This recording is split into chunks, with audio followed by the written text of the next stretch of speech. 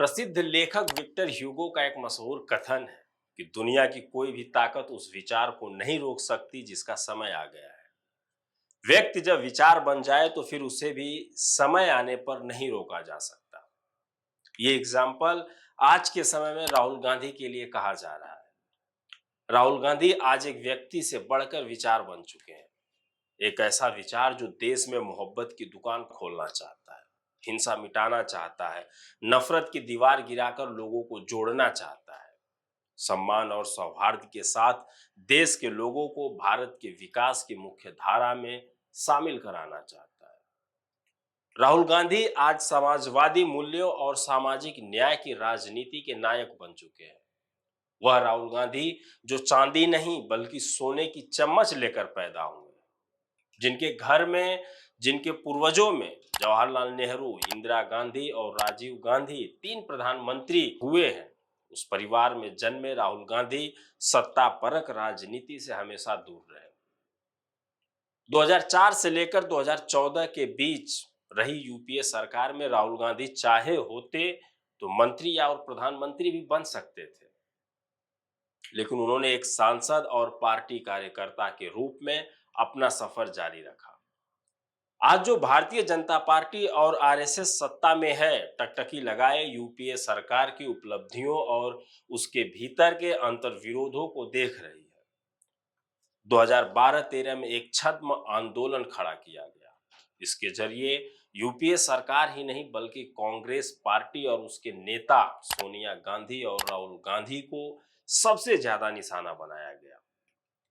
एक अनुमान के मुताबिक राहुल गांधी के कद और छवि को बिगाड़ने के लिए भारतीय जनता पार्टी ने कारपोरेट घरानों के सहारे प्रतिवर्ष 500 करोड़ रुपए खर्च किए। नतीजा यह हुआ कि सारे देश में राहुल गांधी को कमजोर नेता, परिवारवादी शहजादे के रूप में प्रचारित किया गया। व्हाट्सएप, ट्विटर, फेसबुक और तमाम सोशल मीडिया माध्यमों से राहुल गांधी की छवि को धूमिल किया जा रहा था।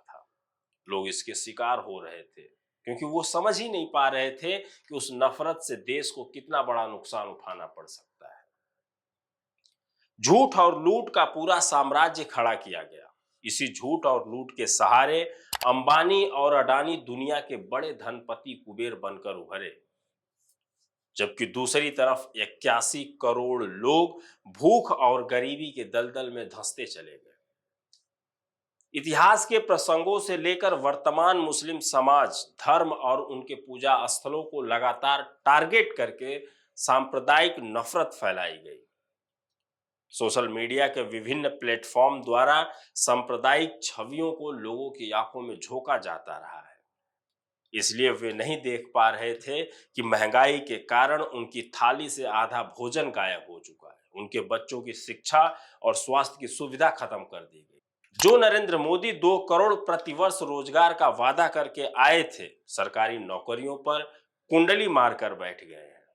उन्हें विश्वविद्यालय में पढ़ने वाले नौजवान नहीं चाहिए, बल्कि नफरत की ध्वजा पताका लहराने वाली विध्वंसक और कुंठा की शिकार एक ऐसी भीड़ चाहिए जिसे कहीं भी झोंका जा सके। एक ऐसी भीड़ जो झंडा और डंडा लेकर मोदी की सत्ता के लिए रास्ता बनाए। राहुल गांधी ऐसे तमाम नौजवानों के लिए नफरत के केंद्र बन चुके थे। उनके जहन में राहुल गांधी के प्रति इतनी नफरत भरी गई थी कि वे अपना वर्तमान और भविष्य नहीं देख पा रहे थे। अलबत्ता राहुल गांधी इस नफरत को मिटाने और नौजवानों को जगाने के लिए पैदल चल पड़ते हैं। कन्याकुमारी से लेकर कश्मीर तक भारत जोड़ो यात्रा में राहुल गांधी ने ना उम्मीद हो चुके देश के लोगों में उम्मीद और आशा की किरण पैदा की। इस यात्रा के दरमियान राहुल गांधी ने देश के मिजाज को बारीकी से समझा। घृणा और कुंठा को रचनात्मक ऊर्जा में तब्दील करने के लिए राहुल गांधी लगातार संदेश देते रहे। इसके बाद राहुल गांधी एक नई यात्रा पर, यानी कि न्याय यात्रा पर निकल पड़े। सामाजिक, आर्थिक और राजनीतिक न्याय के लिए मणिपुर से मुंबई की इस यात्रा में राहुल गांधी ने प्यार और मोहब्बत के साथ साथ अधिकारों की भी बात की। लोकसभा चुनाव के दरमियान राहुल गांधी ने नरेंद्र मोदी और उनकी पार्टी द्वारा हो रहे भारत के संविधान पर हमले का मजबूती से सामना किया। अपने हाथ में बाबा साहब अम्बेडकर का संविधान लेकर राहुल गांधी ने लोकतंत्र और संविधान बचाने के लिए बीजेपी और आरएसएस की हिंदुत्ववादी राजनीति को हराने का आह्वान किया। नतीजा यह हुआ कि जो 2024 में अब की बार 400 पार का नारा दे रहे थे और संविधान बदलने की मुनादी कर रहे थे, वो 240 पर सिमट गए।